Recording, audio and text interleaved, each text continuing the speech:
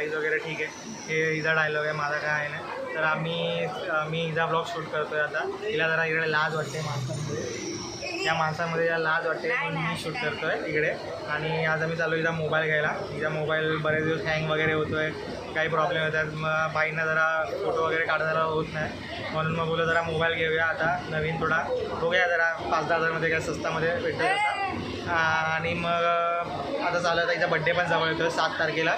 So मी माझ्यातर्फे हिला birthday gift देतो आहे मोबाईल. आता म्हणजे मी ठरवलेलं तसं 30-40 हजारपर्यंत द्यायचा, पण तिचं तसं ती स्वतःच बोलते की नाही करून मला 10,000पर्यंत जरी दिला तरी मला चालेल करून. तर मी बोललो ठीक आहे, किंवा 10,000 तर 10,000. मग मी पण जास्त फोर्स नाही केला, ठीक आहे बोलतो 10,000 तर 10,000 मग ठेवूया फोन. मग आता चाललो आहे, आता पप्पांकडे चाललो म्हणजे गोरेगावला चाललो आहे. आता गोरेगावला पप्पा भेटतील, पप्पांना घेऊन जाणार दुकानात आणि मग तिथून मग फोन घेणार आणि मग बघू आता काय होतं आहे पुढे. म्हणजे बऱ्याच दिवसापासून ही मला बोलत होती की दादा तू ये ब्लॉगमध्ये, तू बोल एक स्पेशल गेस्ट अपीअरन्स दे.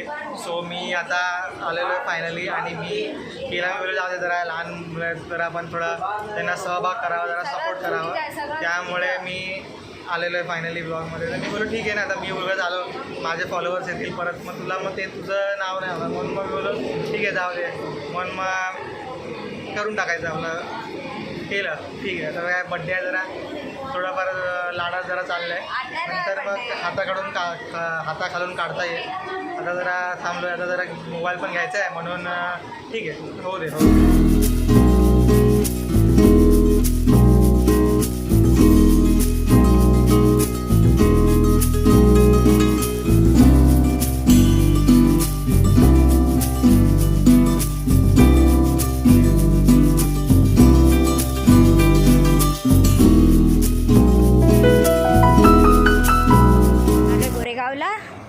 आणि आता आम्ही जातो आहे शॉपकडे.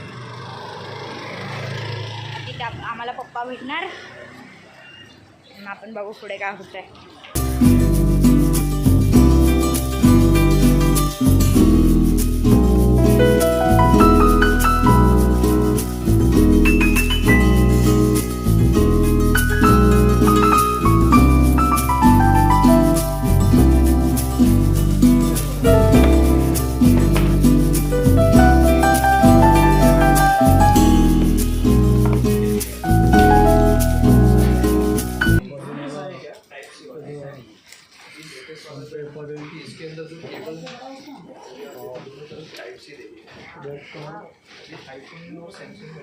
मोबाईल घेऊन झालेला आहे, 50 हजाराचा मोबाईल घेतला आहे.